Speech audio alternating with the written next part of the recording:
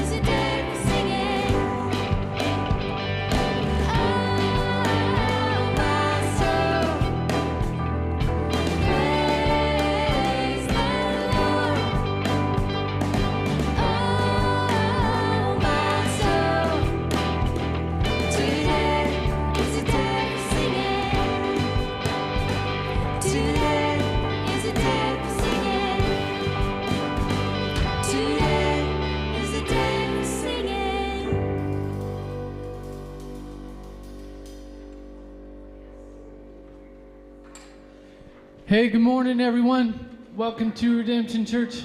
Good to see you all this morning. Let's pray together. If you would just bow your heads and close your eyes. Take a deep breath of air into your lungs. Breathe in deep, breathe out slowly. We do this when we gather just to remind ourselves we're trying to kind of leave behind the care of the week and move into this place of Sabbath, which is a place of goodness and delight just in being alive here in the world. A place where we can rest We don't have to struggle and strive. We can just be, just breathe. So let's do that. Let's stand together in the presence of God in silence for a few moments here as we begin.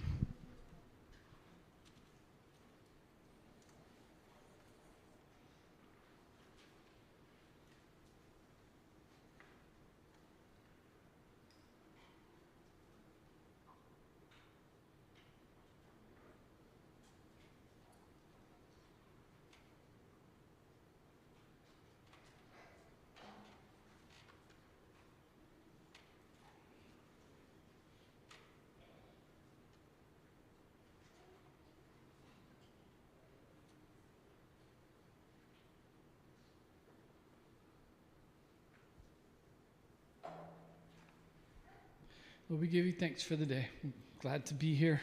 It's good to just be still and quiet, to breathe in and out and know that you're with us, that you're living inside us, in every human heart and all the spaces in between, that you're on the loose in the world,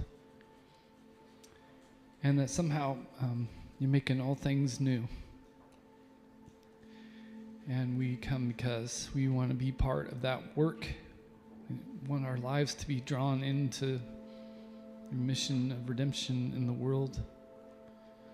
But we struggle, and we don't know how to do it. And we can't see where we're going. And we're hurt and confused and sometimes just weak and tired and lonely. And so we come together this morning to turn our eyes to you and to ask you to come to us and help us with our lives. Help us to encounter you in this space together. Send your spirit to us. And draw near and speak to us. Wake us up. Give us a glimpse of the world the way you imagine it for us. Help us to see it and long for it. Give us a glimpse of who we are and who we become and where we're headed and how to steer back toward peace, your shalom, everything where it's supposed to be, doing what it's supposed to do, all of it flourishing. So we're here. We're asking you to come and meet with us, oh God, to stay with us, wake us up, and lead us on into the future. So come to us, we ask. In the name of the Father, the Son, and the Holy Spirit. Amen.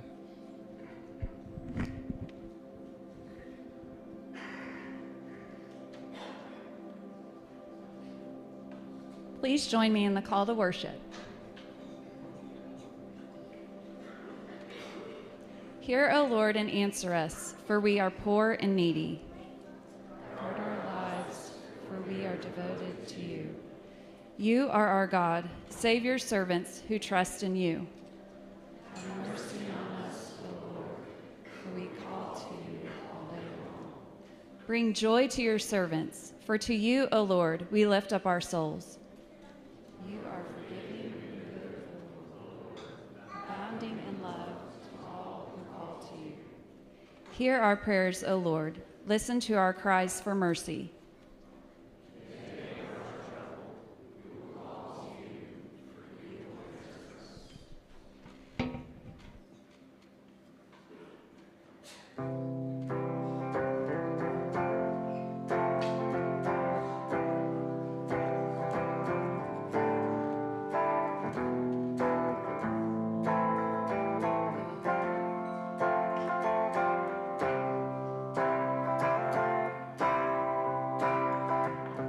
There's a mountain I can't get over, so many worries I can't let go.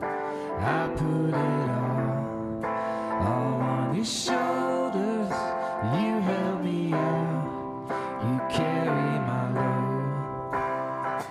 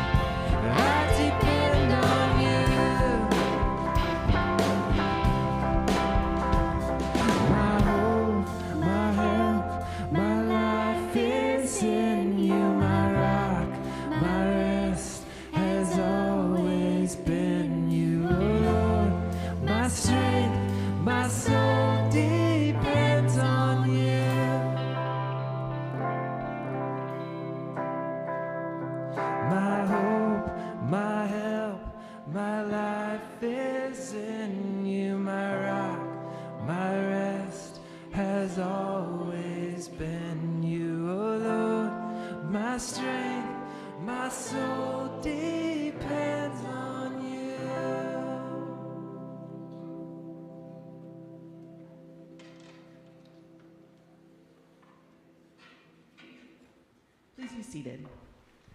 The reading is from the book of Genesis. The same night he got up and took his 2 wives, his 2 maids, and his 11 children, and crossed the ford of the Jabbok. He took them and sent them across the stream, and likewise everything that he had. Jacob was left alone, and a man wrestled with him until daybreak. When the man saw that he did not prevail against Jacob, he struck him on the hip socket, and Jacob's hip was put out of joint as he wrestled with him. Then he said, "Let me go, for the day is breaking." But Jacob said, "I will not let you go unless you bless me." So he said to him, "What is your name?"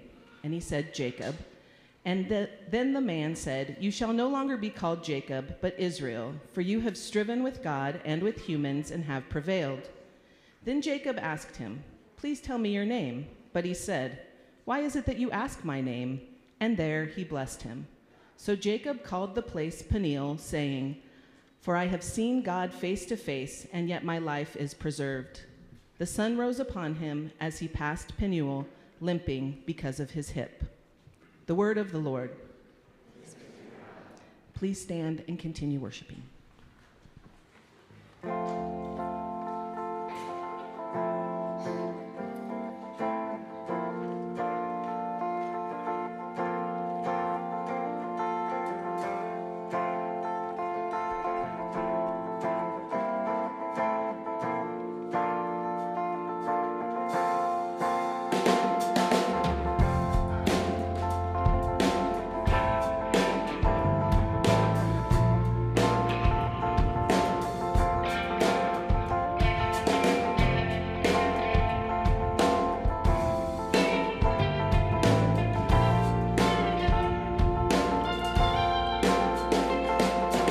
Father, we exist within your love, with our hopes fixed upon your Son. Spirit, guide us as we run this race of faith that you've begun. We thank you, Jesus, for your grace. Upon our broken hearts we ask, will you come at last?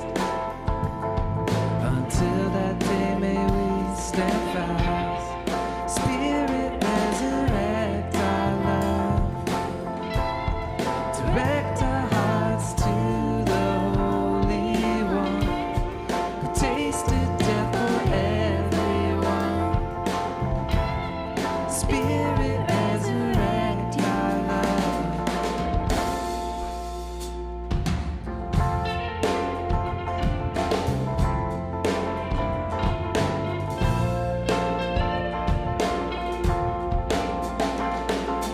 Father, we exist within your grace. In your Son we place our faith. Spirit, please fill us today. Forgive us when we lose our way. Thank you, Jesus, for the cross. Our life is found in yours laid down. We surrender, we have counted the cost. We live, we love, in you we're found. Spirit, resurrect our love, direct our hearts to the Holy One, who tasted death for everyone. Spirit, resurrect our love.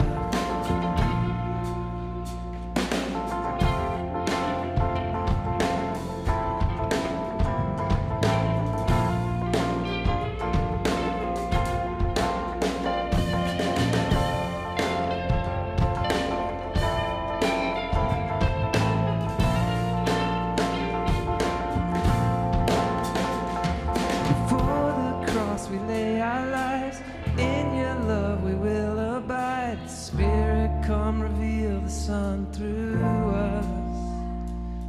Death and sin has been undone. It shows us in your perfect love. Seek and save the lost through us. Before the cross we lay our lives. In your love we will abide. Spirit, come reveal the Son through us. Death and sin's been undone. You chose us in your perfect love. Seek and save the lost through us. So resurrect our love. Direct our hearts to the Holy One. You tasted death for everyone. Spirit, resurrect our love. Spirit, resurrect our love. Spirit, resurrect our love.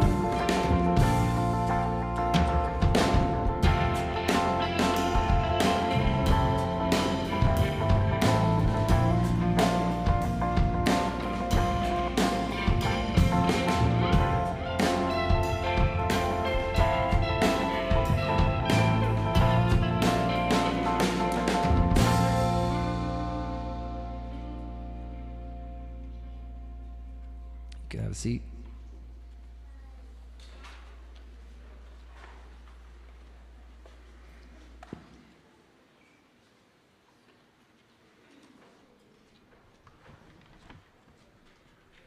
As we come to the prayers of the people, please take some time praying in silence, confessing to God.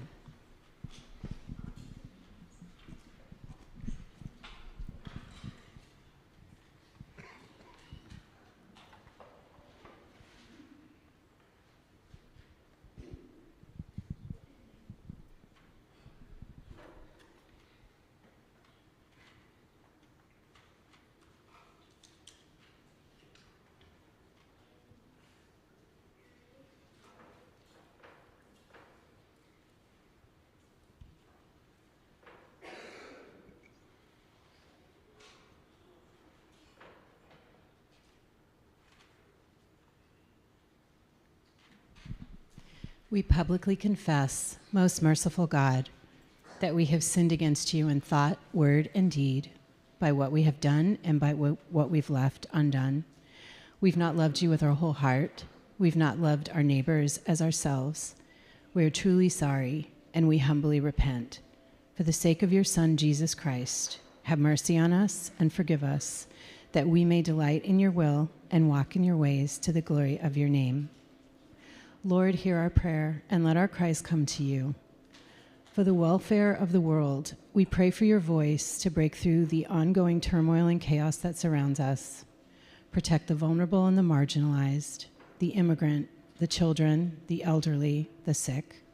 Provide for those who don't know where their next meal is coming from, who have no place to sleep or no country to call home. Bring light to those who are struggling, who feel forgotten, silenced, or powerless. This morning, we seek your peace and reconciliation in places like Gaza and Ukraine, where families and children are enduring unimaginable suffering, and where war continues to uproot and shatter communities. Bring strength to the weary and courage to those fighting for a peaceful future. Soften the hearts of leaders across nations and in our own communities, that they may turn from pride and power toward compassion, wisdom, and unity. For those feeling helpless, give them strength and hope. For those feeling that evil is winning, bring love and light into their life. For those questioning if you're hearing their cries for justice, stand beside them in their uncertainty. Strengthen our faith and remind us that you are in control, that even when it's hard to see beyond the darkness, you have us and you love us. Lord, hear our prayer and let our cries come to you. For Redemption Church, we thank you for the gift of community and for all who call Redemption home. As we move into this new season, we pray for our kids, keep them safe at school, watch over their friendships, and remind them that they are deeply loved by you and are an important part of this community. Help them stay connected to you and to this church family where they can grow in faith and find belonging. Give parents and caregivers strength, patience, and encouragement and help us as a community to support one another with love and grace. Support our leaders, staff, and interns and the work they do every day to make Redemption a loving, welcoming space for everyone.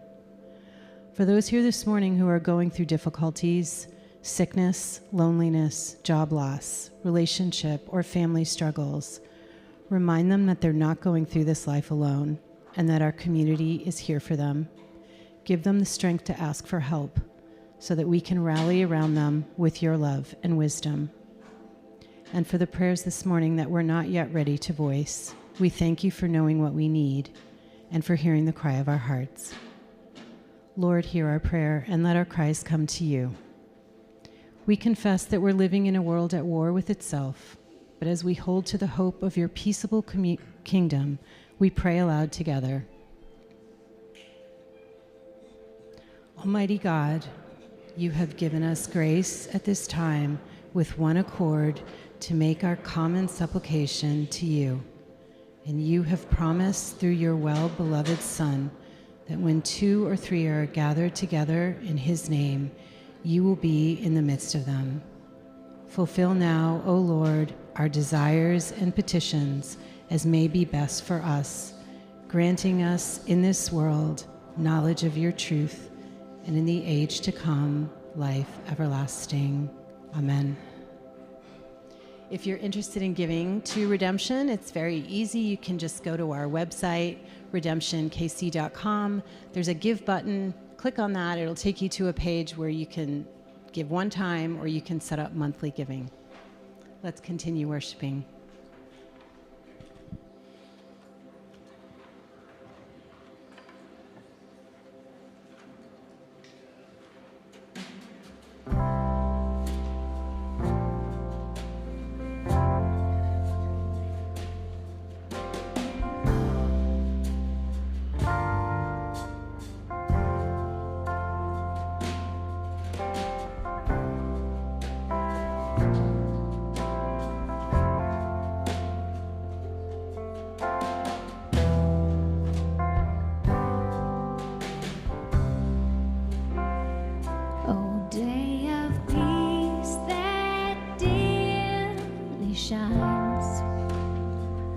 Through all our hopes and prayers and dreams, guide us to justice, truth, and love, delivered from our selfish schemes.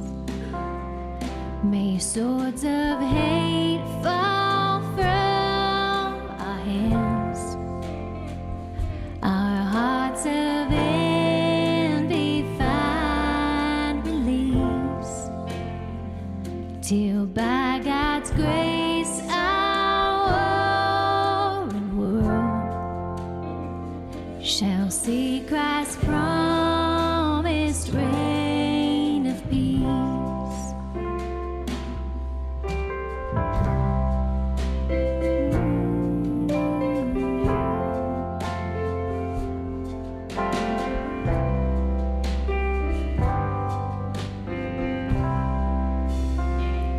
Then shall the wolf dwell with the lamb, nor shall the fierce devour the small, as beasts and cattle calmly graze. A little child shall lead them all. Then enemies shall learn to love. All creatures find their true accord. The hope of peace shall be fulfilled, for all the earth shall know the Lord.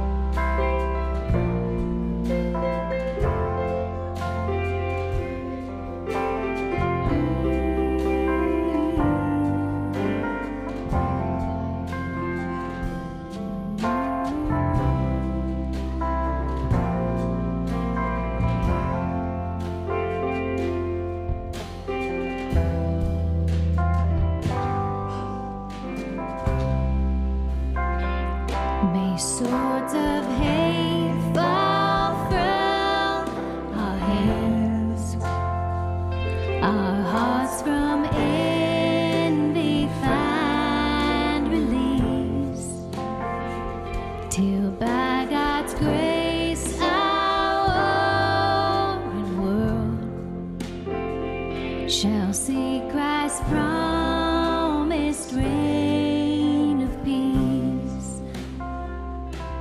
Come to Him with all your heart. Come and lay your burdens down. For peace He came to give, and joy shall be the crown, and joy shall be the crown. Amen.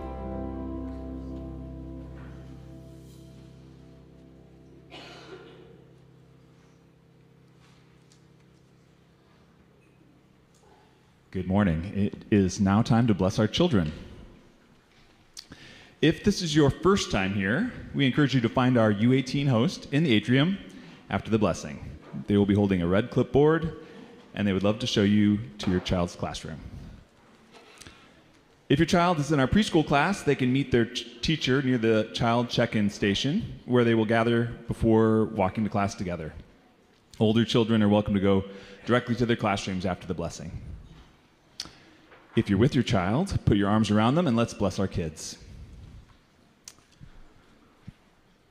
Lord, we ask you to bless our children. We know that before they belong to us, they belong to you, and that we are helping them to steward their lives for your kingdom.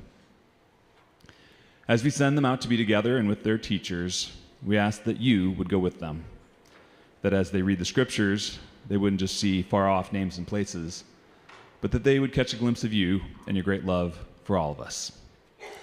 More than anything, we pray that they would never know a single day that they don't feel a part of the people of God. So we bless them and ask you to bless them in Christ's name. And we pray, as we always do, that you would bind our hearts together as a church, teach us to love each other and the world around us for your sake. Amen. Let's take a couple of minutes to say hello and greet those around you.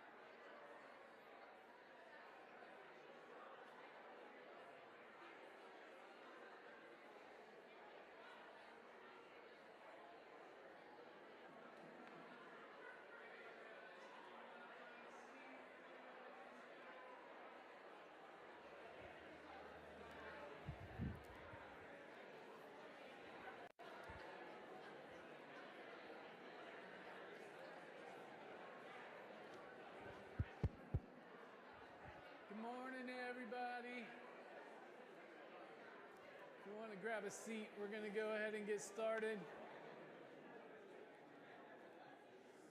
So we're reaching toward the end game of our long Genesis series. We're in the life of Jacob. Remember, Jacob was born the younger and smarter of two twins, came out grasping the heel of his big brother Esau, and was a grasper and a scoundrel for the rest of his life, swindling Esau out of his birthright and his father out of his blessing. Jacob just schemed his way through life, leaving a trail of broken relationships in his wake. He always kind of seemed to stay just one step ahead of the consequences, but he could never quite escape himself, you know what I mean? This sense that he didn't really know who he was or what he was really about. I mean, he spent most of his early life trying to be Esau. He stole his role in the family, stole his blessing from Isaac, stole his identity at one point in the story. He could do a pretty good Esau, but not a very good Jacob. And finally, after being humiliated one too many times, Esau, it says, consoled himself by vowing to kill Jacob. And Jacob had to flee to his uncle Laban. On the way, he had a dream. This is what we talked about last week, of the staircase and the angels ascending and descending. And God promised to be with Jacob, to be Jacob's keeper. And so he made his way to Haran, where he spent the next 20 years of his life in exile. And it's a fascinating story. I wish we could spend weeks and weeks on it, that part. I'll just try to summarize as quickly as I can. He's there, in part, it says, to find a wife. And he basically falls in love with the first woman he sees. He meets Rachel at a well, so overcome by her beauty that he starts weeping, like it's supposed to be kind of a little bit funny. That the trickster falls head over heels. That was the pun. Did you get the pun? It was in there. For Rachel. Jacob then he goes on to Laban, his uncle, asks for a job. Laban agrees. They settle on payment. Jacob can marry Rachel in exchange for 7 years' work first. Laban actually had two daughters. It's interesting. The older is Leah, which means calf. The younger is Rachel, in Hebrew means lamb. And Jacob loved her so much that working 7 years felt like working 7 days. And finally, at the end of 7 years, they throw a big party. Laban gets Jacob blind drunk and then sends the wrong daughter into the tent. Jacob's too drunk to realize it. Wakes up the next morning next to Leah instead of Rachel. He confronts Laban. What have you done? And he defends himself by saying, look, it's our custom here, like you marry off the daughters in birth order. So I couldn't very well marry off a younger before an older, but I'll tell you what, you can marry Rachel too if you'll promise to work another 7 years after that, which he does. So 1 week later, he marries Rachel. And then he has to work for another 7 years. And this sets up this, just truly messed up situation. Bitter sibling rivalry, kind of like Cain and Abel, kind of like Jacob and Esau, kind of like Sarah and Hagar before them. So Leah and Rachel are going to scheme and bargain and trick each other and try to receive a bigger share of the blessing of abundance and fertility and the affection of this man that they both seem to love. First, Leah becomes pregnant. She has a son named Reuben. She's, in bearing this son, hoping to win Jacob's affection because Rachel has not been able to conceive. And then Leah has another son, Simeon.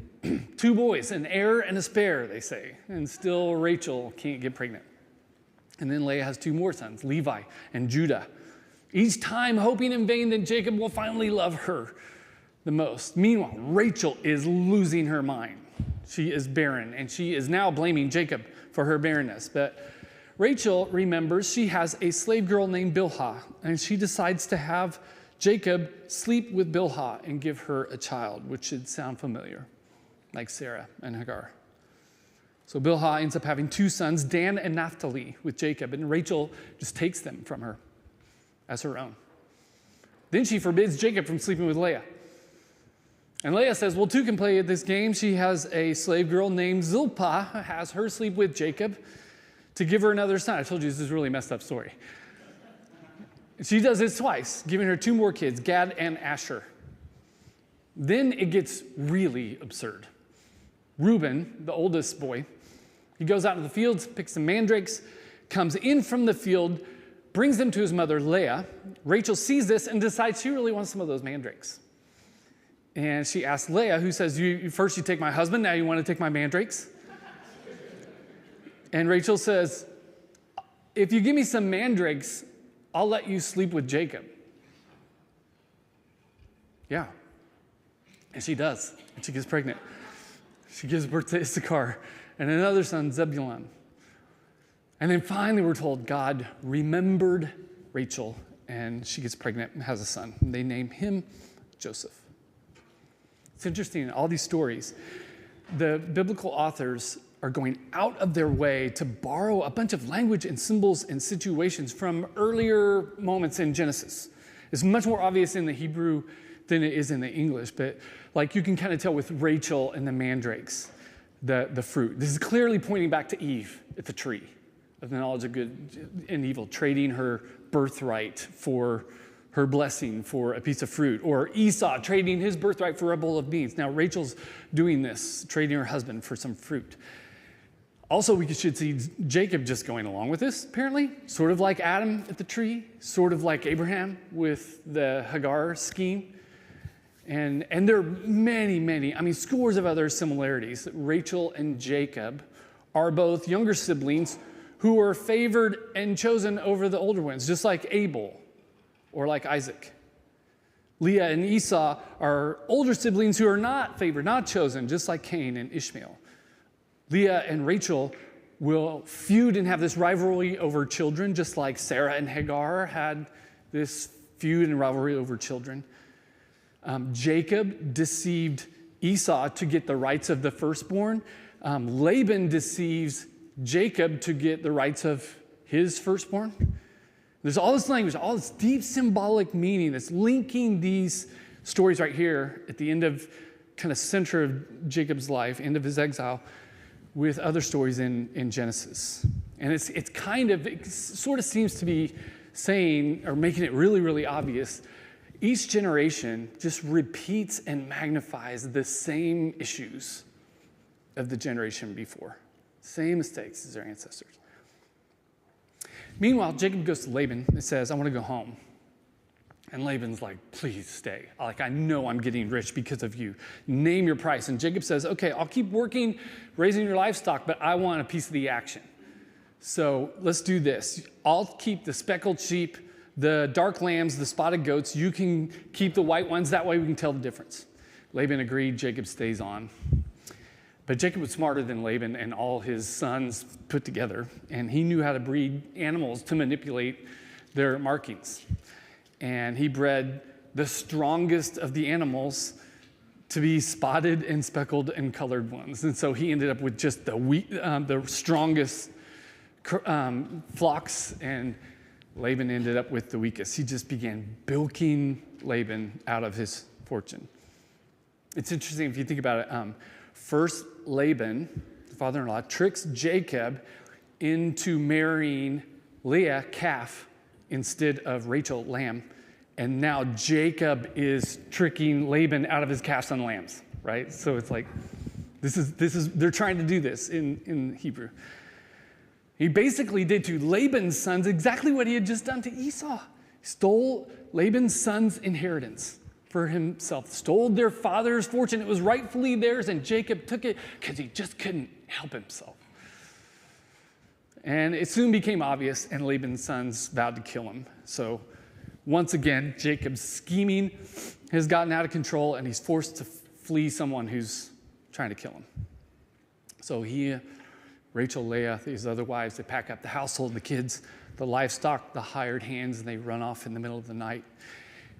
And to add insult to injury, Rachel, it says, took the household gods of Laban, her father. She just stole them. They're little wooden figurines that they thought would bring them basically good fortune. There's no reason to do this. It's just mean. She just takes these gods when they run off in the middle of the night. Laban, of course, is furious. He chases them down, takes them 3 days, he catches them. And believe it or not, when he catches up to them, Jacob plays the victim.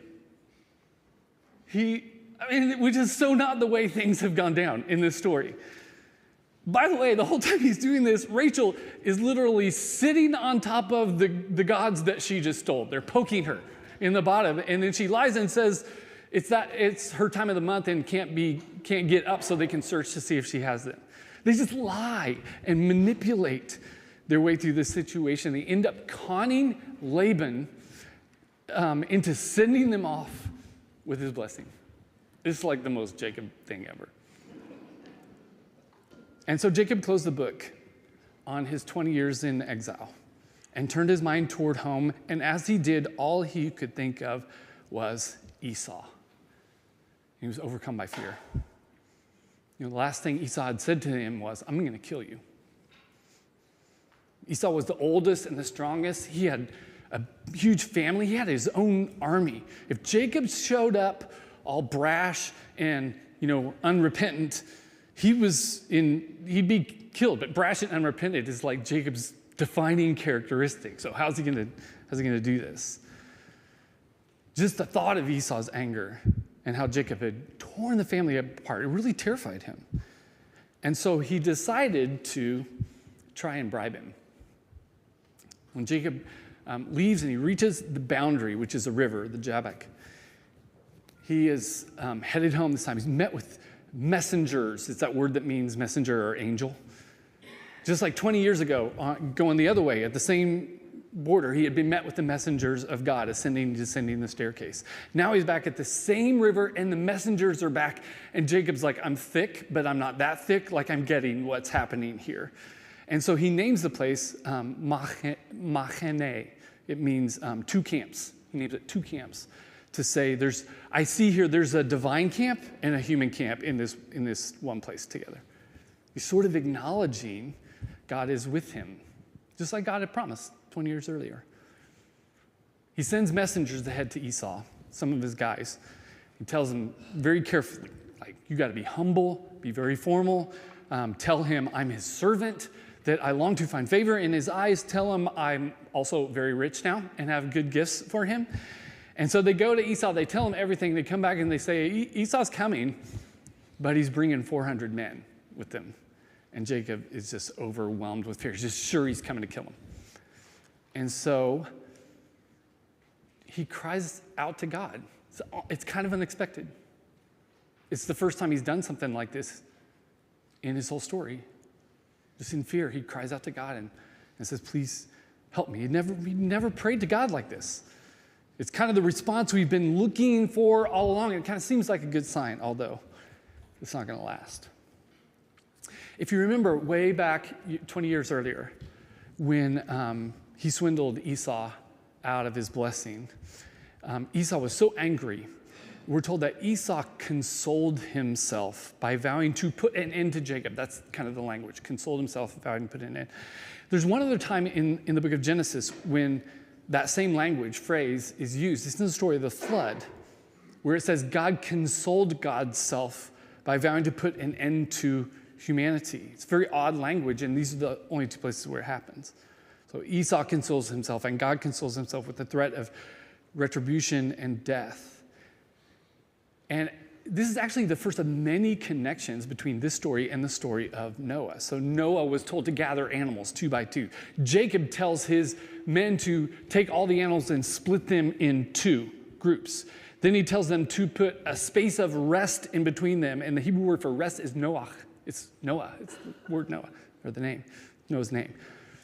Back in God's instructions for Noah on how to build the ark, instead of saying build it with 3 decks or 3 floors, it says build firsts, seconds, and thirds. It's an odd way of phrasing. The only other time that happens is right here, where Jacob tells them, arrange the procession in firsts, seconds, and thirds with this Noah-like rest as the middle one. Then he says, if they come and wreck the first one, I'll still have a sha'ar, which means remnant. It's exactly what God called Noah and his family. They were a sha'ar, a remnant. So there's all these allusions in a language connecting this story to the story of Noah. Why would that be? What the scholars say is that the authors were creating this tension in the story on purpose.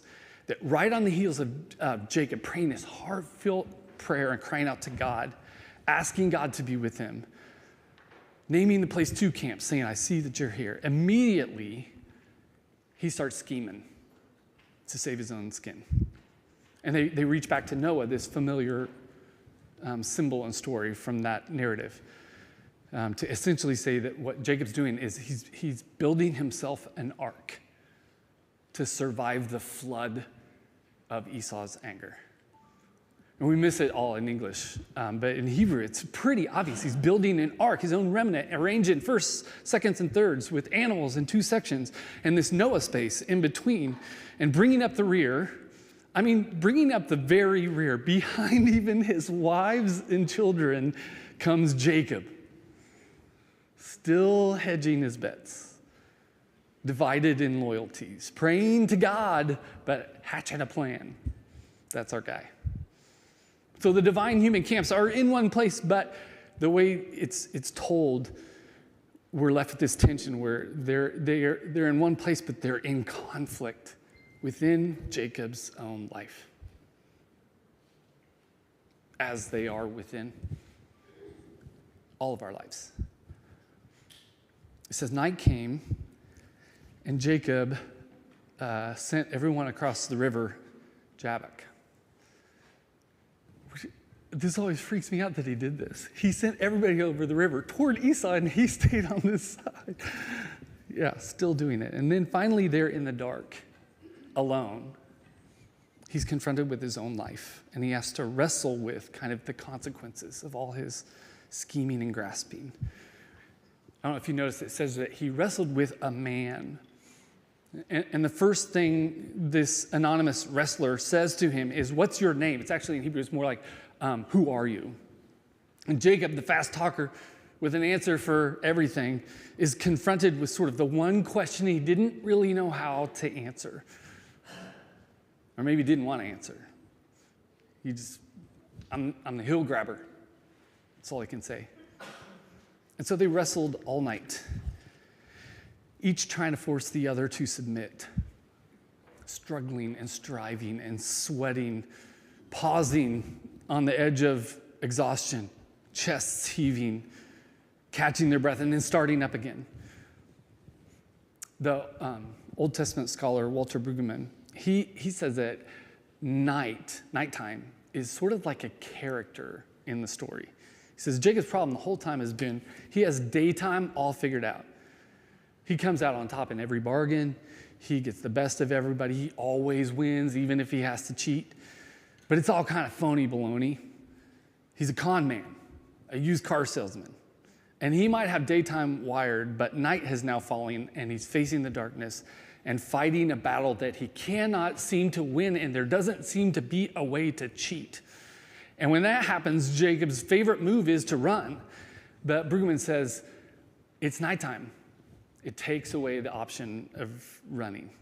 You can't see far enough ahead to run, to go fast. So there's just going to be obstacles that will trip us up. And Brueggemann says this is how it goes. Our lives, all of us, sneak up on us and sort of attack us in the dark. And we can't run away. We're forced to deal with them.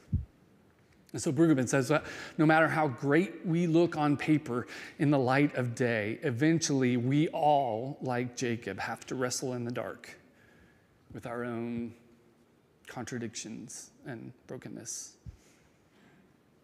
The rabbis, they love to argue about the identity of the man, the opponent. Some say it was an angel, maybe Esau's guardian angel, maybe God, maybe the devil, maybe Jacob is wrestling with himself, or maybe it's Esau come to contend in the night. Jacob will be convinced he's wrestling with God, but we're never really told explicitly. And some rabbis say that this is intended so that, because the answer is sort of all of the above. Jacob wrestles as if in a dream. And in our dreams, it's not always clear what things represent. And often it's more than one thing. It's hard to tell if a man is just a man or an angel, or if an angel is an enemy or a friend or both. Maybe he's wrestling with God. Maybe he's wrestling with himself. Maybe he's doing both at the same time. wrestling with his past and his future. Jacob's wrestling in the dark, sort of with his own darkness and the mess he's made of his life, wrestling with his past, his future, his father, his mother, his brother, his wives, with God and himself. And so they wrestled all night long. It seems to be a fairly even match. This wrestler can't defeat him, and Jacob won't quit. Sometimes it seems like he has the upper hand even, which means that either Jacob was tenacious and strong, or God was limiting God's self to keep him in the game, or maybe a little both. I mean, Jacob was tenacious, but Jacob's no Olympic wrestler, remember? He stayed in among the tents. Wrestling is more Esau's territory, which means that Jacob is wrestling with a God who self-limits, a God who becomes weak at the point of encounter with human beings, holding us in the darkness as we wrestle with our own lives. Finally, seeing that Jacob can't prevail but won't give up, the wrestler touches, or it can be punches, the hollow of his thigh, wrenching his hip out of joint. And still, Jacob won't give in. He won't submit to God. And so God has to wound him to kind of rein him in, to bring him to heal. Although he seems to receive it sort of like the wounds of a friend. And Jacob still puts him in the clinch. And the wrestler says, "Let me go, the sun's coming up." And he just holds on to him and says, "I will not let you go unless you bless me." It's like going, you're going to just wound me and then walk away? You really don't know who I am. I'm the grasper. I just picture him like wrestling, like what you did with your kids. You just wrap your whole body around him, dead weight, going boneless. And he's like, "I'll keep you in this clinch until I get something out of this deal, because I'm Jacob." He says, "What's your name?" And he says, "Heel grabber." Jacob, "Not anymore," the wrestler says. "From now on, your name is Yisrael, because you have struggled with God and men and have endured." It really means, and you can. You're able, or you did it. Now Jacob, knowing Jacob, when he said blessing, I'm guessing he meant, I'd like some land and livestock or more wives out of this deal, or children. But what he got was even better. What he got was a new identity, a sense of himself, a name, maybe truer than the one before. No longer just heel grabber, grasper, trickster, but Yisrael, wrestler with God. The one who could. Who finally did it. It's the name that ends up tethering Jacob to God and Jacob's family to God, and really all of us to God for all of history. It's really quite something. It happens right there that night. Although for Jacob, it wasn't like, when Abram became Abraham, they just switched his name. For the rest of the story, Jacob gets called by both names. So it's usually in poetic form. They'll say Jacob in the first line and Yisrael in the second, as if to say, when we're dealing with Jacob, and maybe all of us, you sort of end up having one foot in both worlds. You know what I mean? Jacob, the heel grabber, the usurper, the trickster, always hedging his bets, but also Yisrael, the one who wrestles with God and himself and all he's done. And Jacob's really kind of just like all of us, looking to God but hedging his bets, struggling with his own brokenness, praying to God, but always with another plan. The story concludes with this detail that Jacob walked with a limp for the rest of his life. I always love that part. I feel like I walk with a limp. Not that he's like being punished. He's just been marked, by the struggle.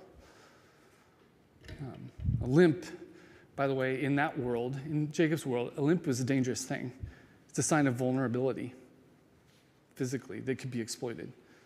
So what happened that night in the darkness had made him vulnerable, made Jacob more vulnerable somehow, but also more powerful as well. It's almost as if in the story God makes peace with the reality that these humans that God's chosen to bear God's image in the world, they're just always going to be plagued by their own brokenness. They'll always be divided within themselves. The line between good and bad is going to always run down the center of every life. It's a fascinating story. Of course, the conventional wisdom about the story of Jacob wrestling with God goes something like, you can wrestle with God all you want, but you can never win. Anybody heard it that way? That's actually, I don't think that isn't what happens in the story, or isn't what the story teaches. I think what it teaches us is God will let us win for as long as it takes for us to learn to defeat ourselves and stop making a mess of the world. This story reveals a God who makes God's self weak to keep us in the struggle, to keep us in the fight, whatever that might look like for us. It's about a God who is willing to lose for as long as it takes for us to learn how to lose to ourselves for the sake of the other. Only then will we be named by God, have a sense of who we are and what our life is about. Only then will we be blessed by God in a way that we become a blessing to the world, until we've wrestled in the dark with our own darkness and become the kind of people who know how to die to themselves and to the other for the life of the world. Until we do this, we'll go on making messes, just like Jacob did, and tearing up the world. It's really one of the earliest and most profound biblical examples of a God whose strength is, it ends up being constituted in weakness. This God is strong enough to appear weak. And God wrestles with Jacob and holds him in the match for all night long. The God of Abraham, Isaac, and Jacob is revealed to be this God who's strong enough to lose on purpose to keep us in the game. And so what the Hebrew people preserved about this story was that their God really is not interested in solving, in a sense, the human condition. It's an interesting way to say it. That's how the rabbis talk about it. God is not interested in solving the human condition. Even contradiction and brokenness and divided loyalties. Somehow it's through this condition, not in spite of it, that we'll come to a sense of who we are and what it means to be human. God's presence doesn't resolve our divided hearts. God's presence, in a sense, makes them worse, forces us to wrestle with them, to see them, widens them, deepens them, draws us further into them so that we can struggle and contend with them and become human as human was meant to be. This is actually the very essence of religion itself. In fact, the word religion finds its origin in this story and the putting out of joint of his hip, the ligament. So ligare in Latin means to bind. Ligamentum means to bond. So religion comes from those Latin roots. It's supposed to be about binding, joining, bonding, re-ligamenting, reattaching, reconnecting. So like ligaments that hold two bones together where they join, like Jacob's hip that's now put out of joint but still together. Like Jacob's life, full of contradictions, full of struggles. Religion is meant to be about re-ligamenting, holding together in things that are in tension, forcing us to wrestle with our lives, but without them, coming apart. Until we can be named and blessed by this God who is with us and who is keeping us. I really think this story asks the the church to be a place where people can stop running from their brokenness and contradictions, and we can all just tell the truth about them and wrestle with our doubts, our fears, our mistakes. After all, our gospel is about a God who dies, where the powerful becomes weak in order to save another. God whose strength is constituted in weakness. Jacob meets a God who weakens God's self to help Jacob wrestle with his brokenness, to help him see what he's become and what he can be. The God who wrestles with Jacob is a God who's strong enough to lose on purpose. So we can defeat God as long as it takes for us to learn to defeat ourselves. And finally, then know who we are and our place in this world. And we'll probably walk with a limp for the rest of our lives. We'll be more vulnerable. But our tradition holds that if you wrestle with God, the object is not to win, but to learn to be defeated. Frederick Buechner, one of my favorite writers, he called this the magnificent defeat. He named one of his books after it. Magnificent because through it, we learn who we are, that we're this bundle of contradictions, that we're trying to faith it, but we're always hedging our bets. It's about being loved by this God who gets down in the blood and mud and sweat and breath of life and wrestles with us and contends with us and actually keeps us in the game. Not to solve the human condition, but to make it worse and to kind of put us in touch with what is really real.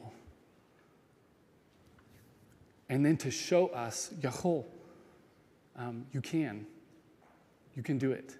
You're able. And so keep doing it. Keep living our lives, learning, facing struggles and contradiction.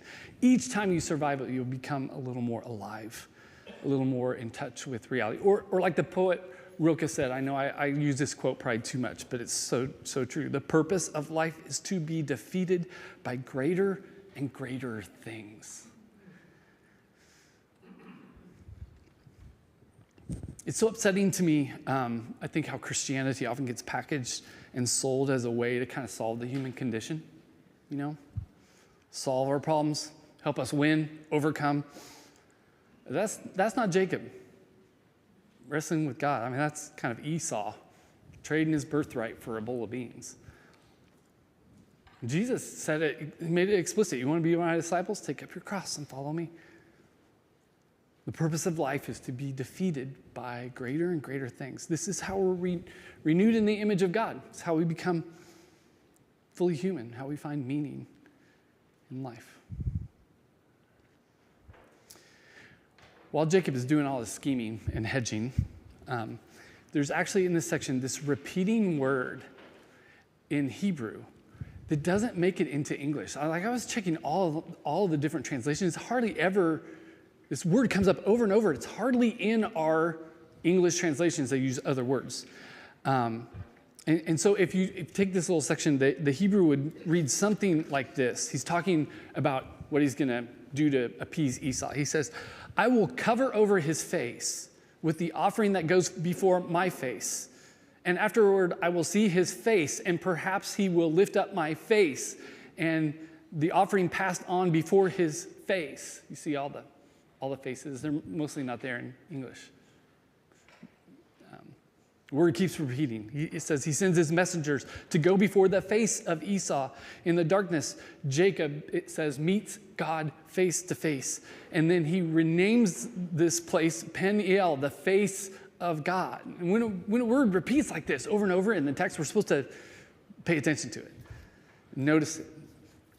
In fact, the resolution of the story of this section of Jacob's life, it happens the next morning after wrestling with God. Gets up, walks with a limp, goes out to meet Esau with all these gifts going before him, the ark, and he's bowing down every 5 feet to show his humility. And it's a little absurd. It's like over the top. And Esau just runs to meet him. and he hugs him and kisses him. And they embrace. The brothers stand there and weep. And he says, who are these guys? And he meets his children and his wives. And then what Jacob says to him is, looking at your face is like looking at God's face.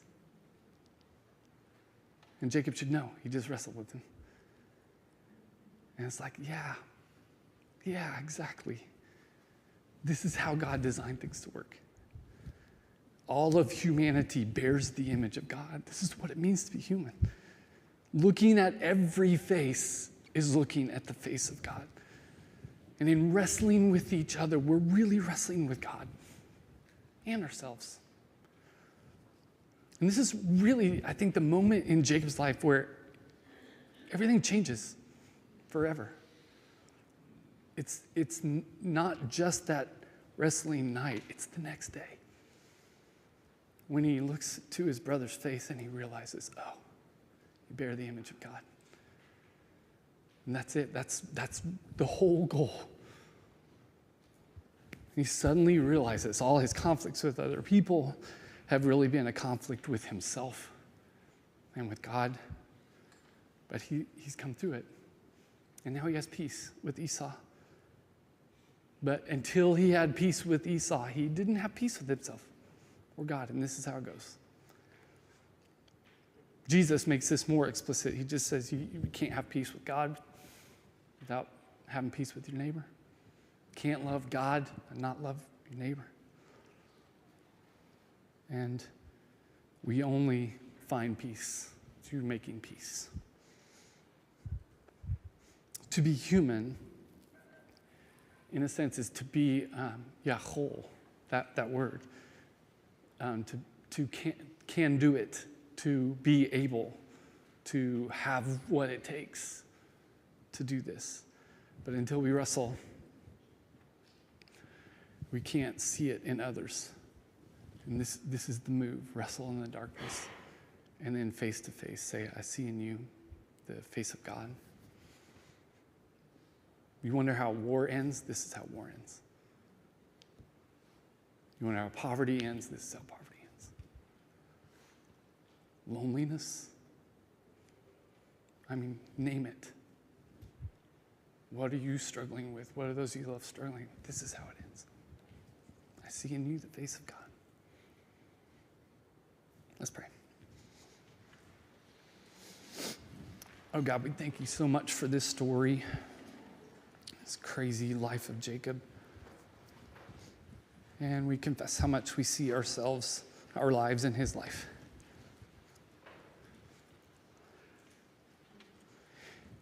And best we can, God, we're trying to learn to see your face in the face of the other. Trying to learn how to wrestle with our own stuff and to keep growing and becoming more alive and more fully human. But we need your help. We need each other. We're so grateful for this story. It kind of helps us understand how it can go. I pray that you would bring Jacob to life in Redemption Church, and we would see ourselves as kind of repeating his struggle, and that we'd find us faithful. Amen. If you would stand, please, we're going to receive communion. If you're new to Redemption, the way we do this is you're just released row by row, and you'll come forward. You'll be offered a plate of bread and a cup. You can take a piece of bread and dip it in the cup and then receive it. And as you do, they'll say, remember the body and blood of Christ. And you can respond just saying, I will remember. The reason we do this is on his last night with his disciples, Jesus shared this meal with them, the same bread and cup. And he said, when I'm going away, and whenever you gather after this, I want you to repeat this practice. Just to take my life into your life and be reminded of what you're made out of. And then go out into the world, and you're going to be my presence, my hands and feet. He said, whenever you gather, do this and remember who you are. And so this is why we receive communion, and also why we invite everyone who calls on the name of Christ to join us at the table. So let's first pray a blessing. Oh God, we do ask you to bless this bread and this cup. May it be to us a means of your grace, a spiritual food and drink.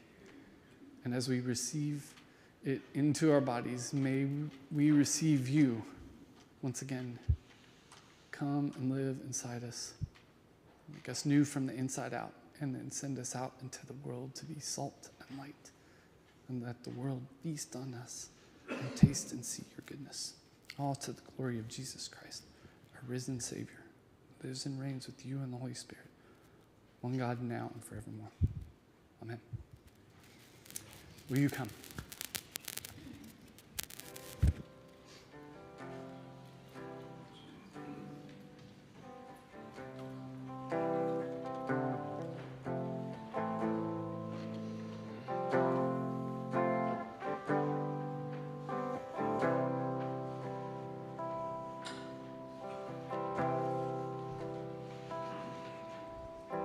This is the heart of live and give, and it will be given. Everything's in your hands. Everything's in your hands, Lord. This is the law of love and give, and I want for nothing. Everything's in your hands. Everything's in your hands, Lord. I don't want to hold on too tight, even to the good things in my life. What I put in your hands I can never lose, 'cause everything, Lord, belongs to you. This is the heart of live and give, and it will be given. Everything's in your hands. Everything's in your hands, Lord. This is the law of love and give, and I want for nothing. Everything's in your hands. Everything's in your hands, Lord. I don't want to hold on too tight, even to the good things in my life.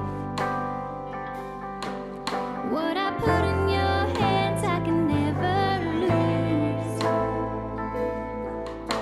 'cause everything, Lord, belongs to you. This is the heart of live and give, and it will be given.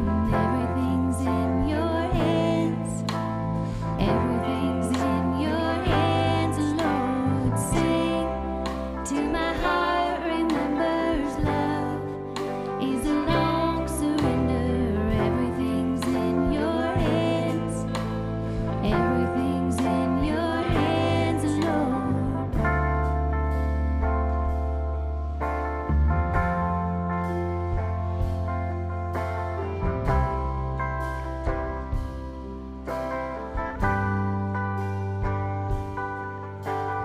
I surrender.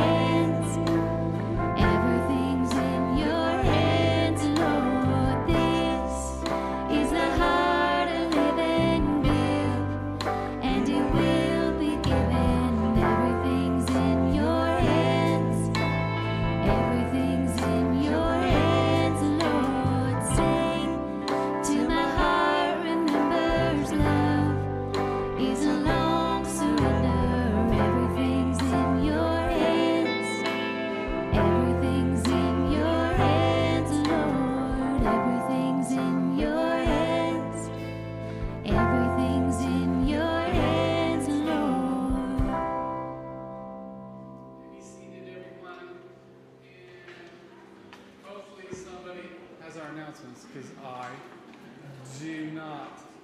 No, it's going to be a really long silence. Seriously. Who is it? They have about 3 seconds. Oh, there's Cole. He's Cole. There he comes. Yeah. Cole saved me. The poor student I was talking to is like, what just happened? Yeah. Okay, I'm so sorry. Okay, so next Saturday, September 13th, 9:30 a.m., is our book club. We'd like to invite you to go online to redemptionchurchkc.com. Please register for the book club. You can come to that and join in on not only just reading the book, but the community that comes with that. So again, next Saturday, September 13th at 9:30 a.m. On September 17th, so on a Wednesday, is our trivia night. This is a youth group fundraiser.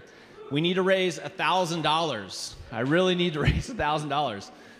You can register as a team. You can get your team together, register, or you can come as an individual. You can show up. We have usually about 10 teams, and we compete. I keep track of who's good and who's not good. No, I'm just kidding.